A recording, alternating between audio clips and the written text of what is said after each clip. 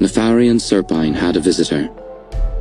The hollow men bowed deeply as he strode through the corridors of his castle. They looked real from a distance, but up close they were nothing more than cheap imitations of life. Their papery skin was a mere expressionless shell, inflated from within by the foulest of gases. It was only their hands and feet that were solid and heavy. Their feet clumped when they walked, and their hands weighed down their arms, so they stood with a perpetual stoop. Their number increased the closer he got to the main hall. They were simple creatures, but they did what they were told, and they hadn't known what to make of the visitor. Serpine entered the main hall. The crowd of hollow men parted, and a man in a dark suit turned to him. "Mr. Bliss," Serpine said politely. "I thought you were dead." "I heard that too," Bliss responded. He was an elegant man of muscle and mass, as tall as Serpine, but whereas Serpine had black hair and glittering emerald green eyes, Bliss was bald, with eyes of the palest blue. "In fact, it was a rumor I started. I thought it might make people leave me alone in my retirement." "And has it?" "Unfortunately, no." Serpine motioned for the hollow men to leave them, and then led his guest into the drawing room. "Can I get you a drink?" Serpine asked, heading to the liquor cabinet. "Or is it too early in the day?" "I'm here on business," Bliss said. "Elder business."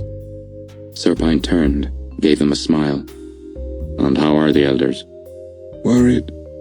"When are they not?" Serpine went to the armchair by the window, watched the sun as it struggled to rise, then settled into the chair, crossed his legs, and waited for Bliss to continue. The last time they had been in the same room together, they had been trying to kill each other while a hurricane tore the place down around them. The very fact that Bliss remained standing right now told Serpine that he was thinking the same thing. Bliss was wary of him. "The elders called me in because 5 days ago 2 of their people went missing, Clement Gale and Alexander Slake." "How very unfortunate. But I don't believe I've ever had the pleasure of meeting either of them." "They were assigned to observe you from time to time." "Spies?" "Not at all. Merely observers. The elders thought it prudent to keep tabs on a few of Mevelyn's followers, to make sure no one strayed from the terms of the truce. You were always at the top of that list." Serpine smiled. "And you think I had something to do with their disappearance?" "I'm a man of peace these days, not war. I seek only knowledge." "You seek secrets." "You make that sound so sinister, Mr. Bliss." "As for the missing observers, maybe they'll turn up safe and well, and the elders can apologize for dragging you out of your retirement." "They turned up yesterday." "Oh?" "Dead." "How terrible for them." "Not a mark on their bodies. No indication at all as to how they died. Sound familiar?" Serpine thought for a moment, then arched an eyebrow and held up his gloved right hand. "You think this did it? You think I killed those men? I haven't used this power in years.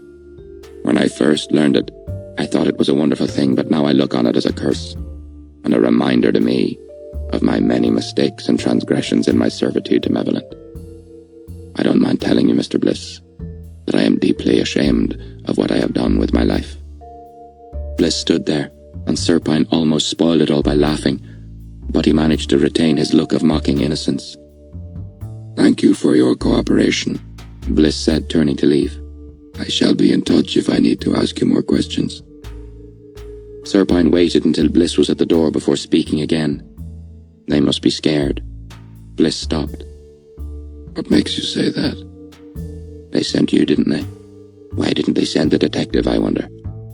"Skulduggery Pleasant is busy with another investigation." "Is that so? Or maybe they thought I would be intimidated by you." "They thought you'd listen to me. This truce will hold only for as long as both sides want it to. The elders want it to hold." "That must be nice for them." Mr. Bliss looked at him like he was trying to read his thoughts. "Be careful, Nefarian. You might not like what's at the end of this road you're on." Serpine smiled. "You're sure you won't join me for a drink?" I have a plane to catch. "Going somewhere nice?" I have a meeting in London. "I hope that goes well for you. We'll have a drink some other time then." Perhaps. Mr. Bliss inclined his head in a small bow and left.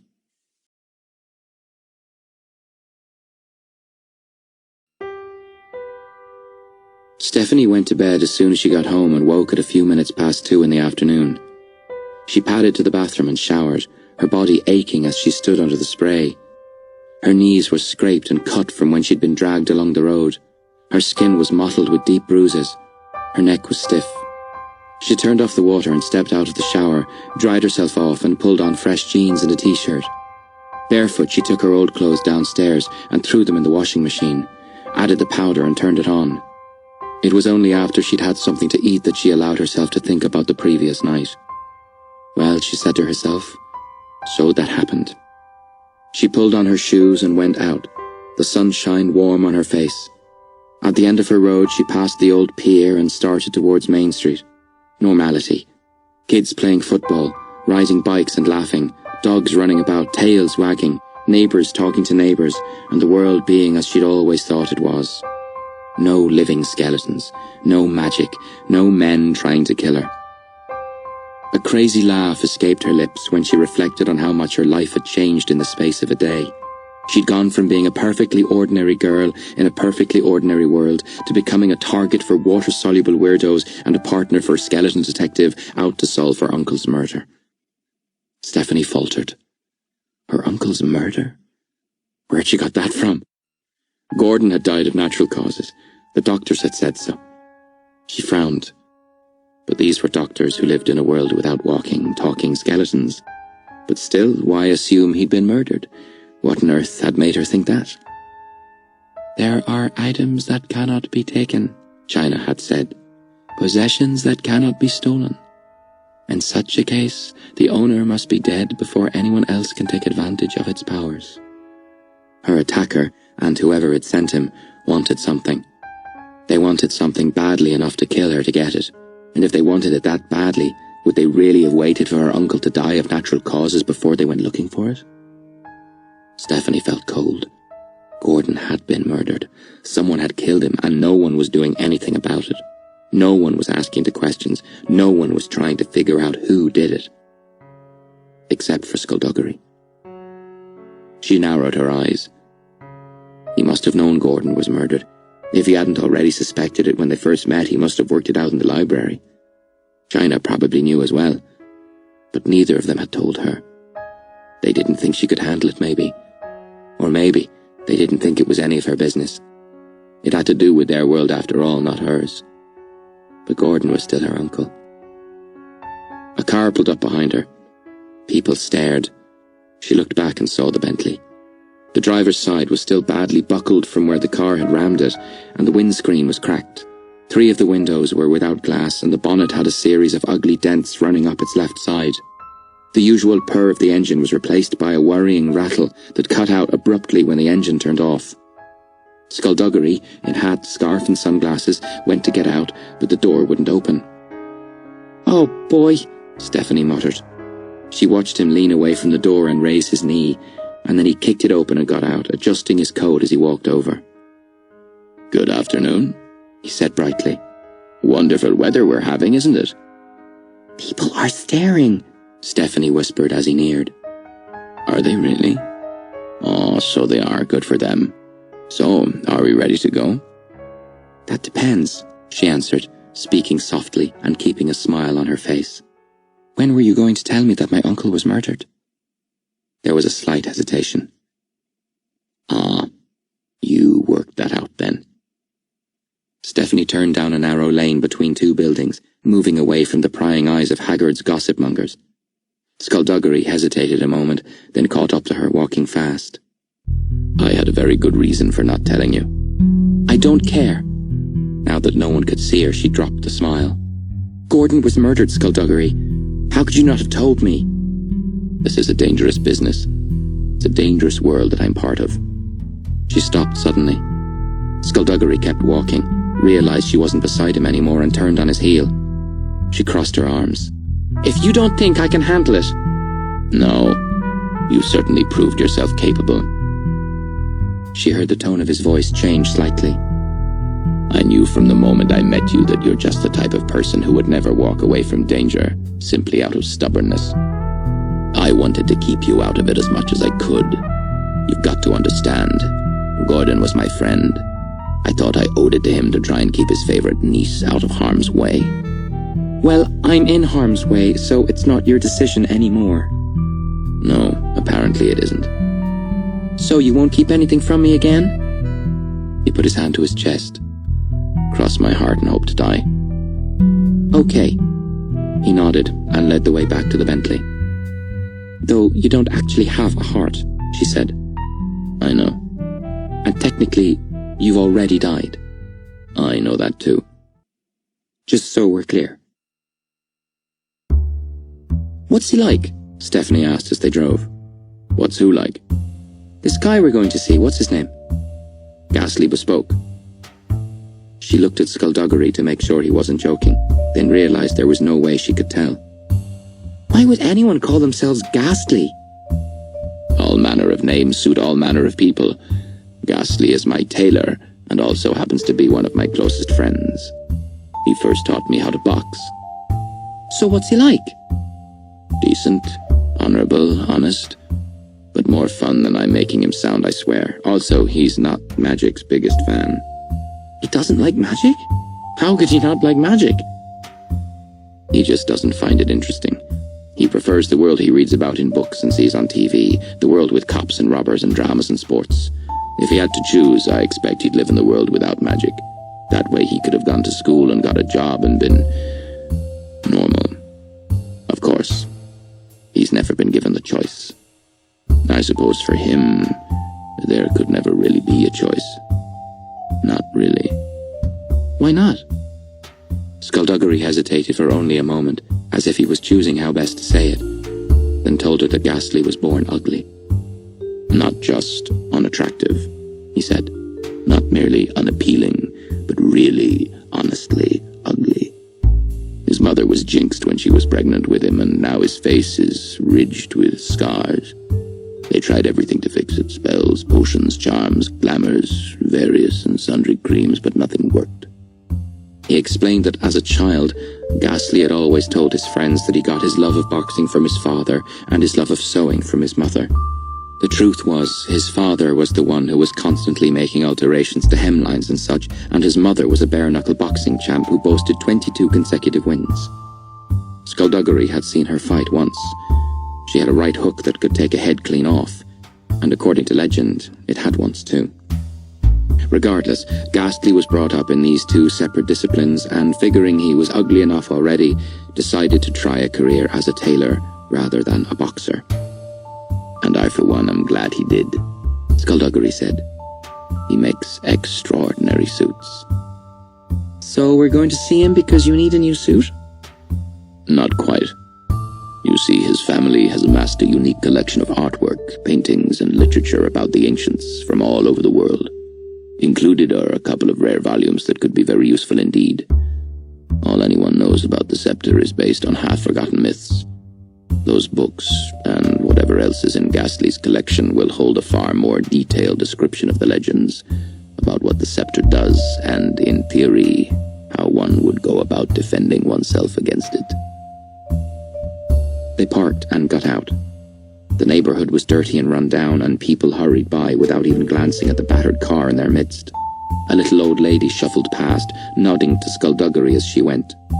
"Is this one of those secret communities you were telling me about?" Stephanie asked. "Indeed it is.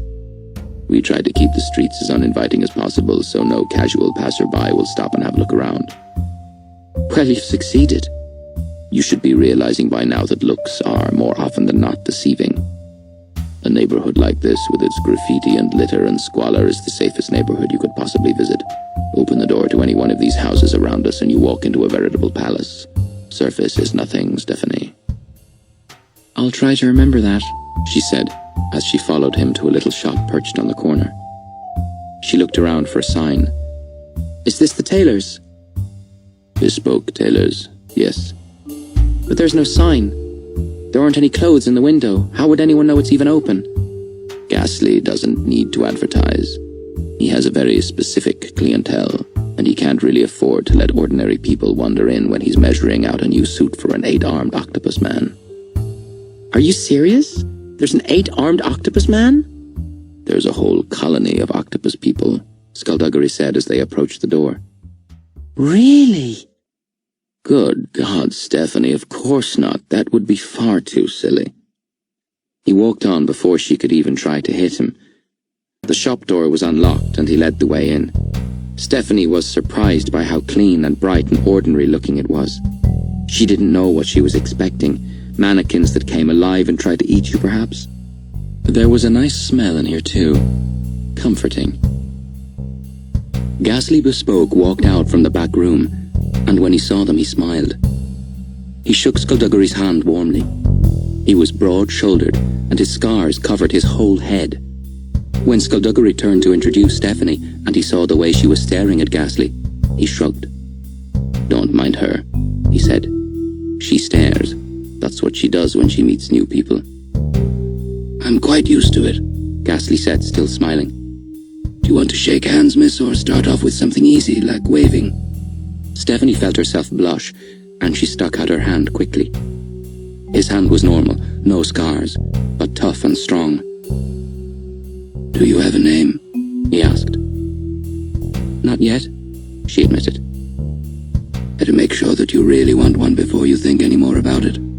This life isn't for everyone."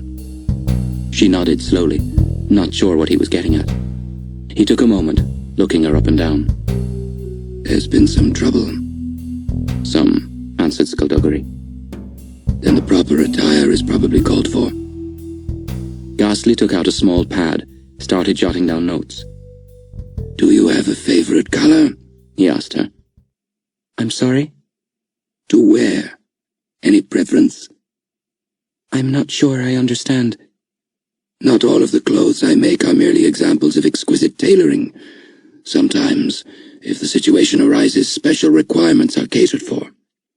"Such as keeping you safe until this whole thing is over," Skulduggery said. "Ghastly can make you a suit. Nothing too formal, which could very possibly save your life." "Fashion," said Ghastly with a shrug. "It's life or death." His pen was at the ready. "So, once more, do you have a favorite color to wear?" I'm not sure I could afford it." Ghastly shrugged. "I'll put it on Skulduggery's tab. Go nuts." Stephanie blinked. To go from her mother buying most of her clothes to this was a step she hadn't been expecting. "I don't know. I'm not sure. Black?" Ghastly nodded and scribbled in his notebook. "Can't go wrong with black."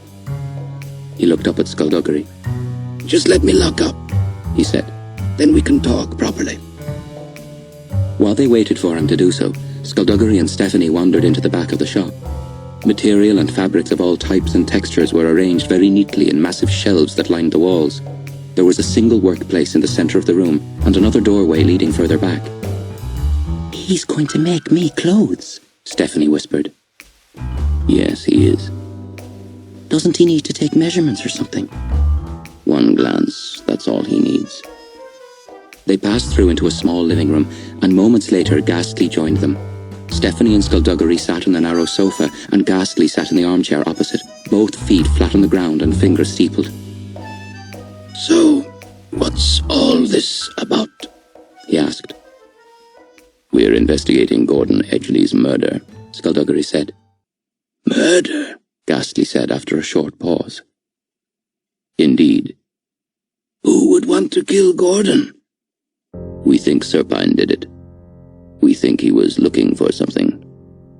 "Skull," Ghastly said, frowning. "Usually when you want my help you just call and we go off and you get me into a fight. You've never explained what's going on before, so why are you doing it now?" "This is a different type of help I need." "So you don't need me to hit anyone?" "We'd just like your help in finding out what Serpine is after."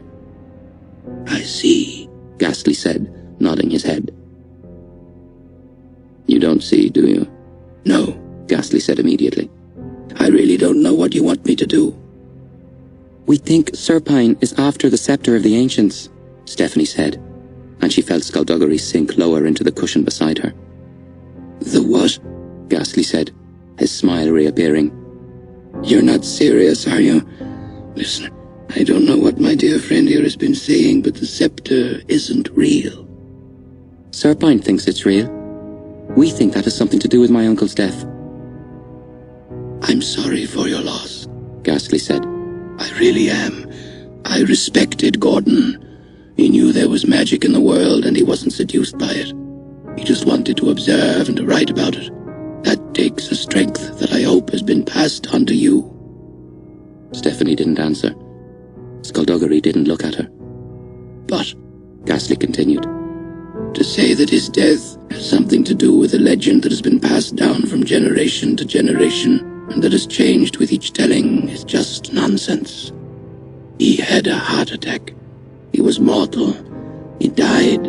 That's what mortals do. Let him have his death." "I think my uncle knew where the scepter is, or he had it and Serpine killed him, and now Serpine knows where it is, and that's why he wants the key." "What key?" "The key to get the scepter, maybe. We're not sure. What we do know is that he tried to kill me twice to get it." Ghastly shook his head. "This isn't your world." "I'm a part of it now." "You've just stepped into it.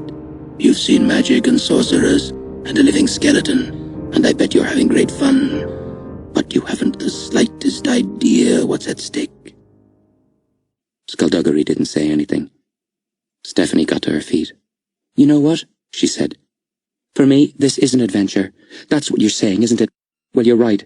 I do look at all this as a big adventure, and I'm fascinated and excited and thrilled by it all. I've seen amazing people do amazing things, and I've been amazed." Her eyes hardened. "But don't you dare, for 1 second, think that this is just a game to me. My uncle left me a fortune. He left me everything I could ever want. He did all that for me, but he's dead now.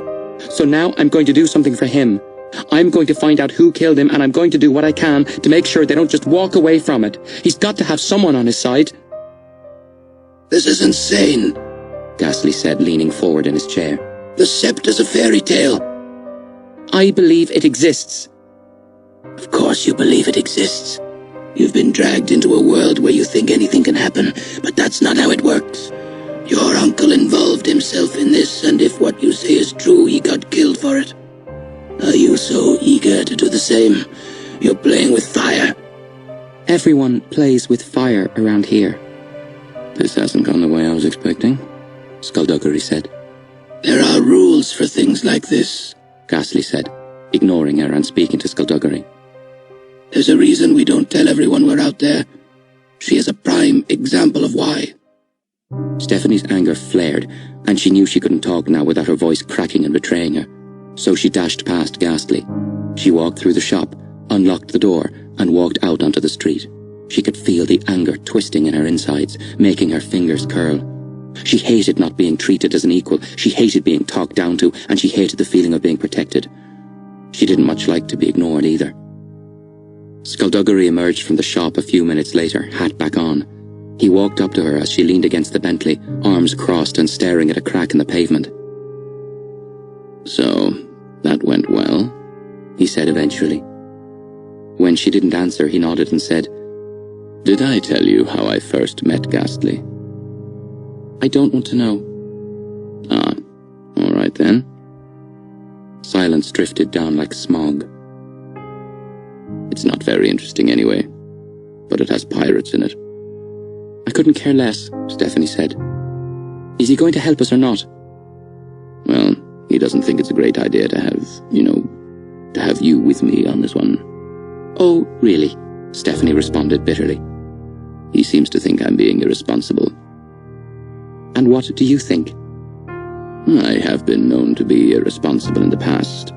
It's entirely plausible that it's happening again." "Do you think I'm in danger?" "Oh, yes. Serpine still believes you are in possession of whatever key he's looking for. The moment he learns who you are or where you are, he'll send someone else. You're in, and I don't think I'm exaggerating here, especially grave danger. Then let's be absolutely clear on this, okay? I can't leave this. I can't go back to my dull, boring, ordinary life, even if I wanted to. I've seen too much. I'm involved here. It's my uncle who was murdered. It's my life that was in danger, and I'm not about to just walk away. That's all there is to it. Well, I'm convinced. So why are we standing around? My question exactly, Skulduggery said, unlocking the Bentley. They got in, and the Bentley rattled to life at the turn of the key. Skulduggery checked the rear view, then the wing mirrors, then remembered that he didn't have any wing mirrors anymore, and pulled out onto the road. So we don't get to look at his family's collection? Stephanie asked as they drove. Ghastly is a good man, and a good friend, and precisely the kind of person you want on your side, but he's also one of the most stubborn people I know. In 4 days, once he has had time to think, he will change his mind, and he will quite happily let us see what we need to see, but until then we don't have a hope. Wouldn't the books be in China's library too? Skulduggery made a noise halfway between a laugh and a grunt. China has been after those books for years, but they're locked away where even she can't reach them. You know where they are? In the vault. In a vault? So what? Not a vault, the vault. It's a series of chambers housed beneath the Dublin Municipal Art Gallery, very well protected, where they don't take kindly to trespassers. Stephanie took a moment and spoke. Ghastly will change his mind in 4 days. That's how long it usually takes, yes. But we don't have 4 days, do we? No, we don't. So, you know what we have to do, right? Unfortunately, yes. We need to look at that collection. Skulduggery looked at her. I knew you'd be good at this. The moment I saw you, I knew you had an instinct for this job. So we break into the vault? He nodded reluctantly. We break into the vault. The Dublin Municipal Art Gallery was situated in one of the more affluent parts of the city. A gleaming triumph of steel and glass, it stood alone and proud, its lush gardens keeping the other buildings at a respectable distance. Stephanie and Skulduggery parked across the road as part of what Skulduggery was calling a preliminary stakeout. They weren't going to break into the vault yet, he assured her. They were just here to get some idea of what they were up against. They had just seen the gallery staff and a half-dozen security guards leave the building, their shift over for the day. 2 people, a man and a woman, dressed in blue overalls, passed them on the steps and entered the gallery, locking the doors behind them. Skulduggery said from beneath his scarf. We may have a problem. What problem? Stephanie asked. Them? Who are they? The night shift. 2 people? That's all? They're not exactly people. So who are they? It's not so much who as what. I swear, Skulduggery, you either give me a straight answer, or I'm finding the biggest dog you've ever seen, and I'm going to make him dig a hole and bury you in it. Oh, that's charming, that is, Skulduggery said, then made a sound like he was clearing his throat, though there was nothing to clear and no actual throat to clear it from. Did you notice the way they moved? Very, I don't know, gracefully. What about it? Are they dancers? The vault has ballerina security guards? They're vampires, Skulduggery said. The vault has vampire security guards. Stephanie made a show of poking her head out of the window and looking up at the sky. The sun's still out, Skulduggery. It's still bright. Doesn't matter to them. She frowned. Doesn't sunlight kill them? Doesn't it turn them to dust or make them burst into flames or something? Nope. Vampires tan, just like you and me. Well, just like you. I tend to bleach. So sunlight has no effect on them? It binds them. It dampens their powers. During the day, they are for all intents and purposes mortal. But when the sun goes down, their powers flare up. I didn't know that. And the vault employs 2 of them as their night shift, the ultimate guard dogs. If sunlight doesn't hurt them, I don't suppose crosses will scare them off. The best way to stop a vampire is with a whole lot of bullets, and since we don't want to hurt anyone, this is that problem I was telling you about. There must be a way to get by them. We could disguise ourselves as cleaning staff or something. No one works when vampires are around. Vampires don't make a distinction between allies and prey. They can't resist the bloodlust any more than a moth can resist a big, bright light. They're killers, the most efficient, deadly killers on the face of the planet. Scary. Yes, well, vampires aren't known for being cute. Well then, we're going to have to come up with something really, really clever. Skulduggery paused, then shrugged. I suppose I am good at that.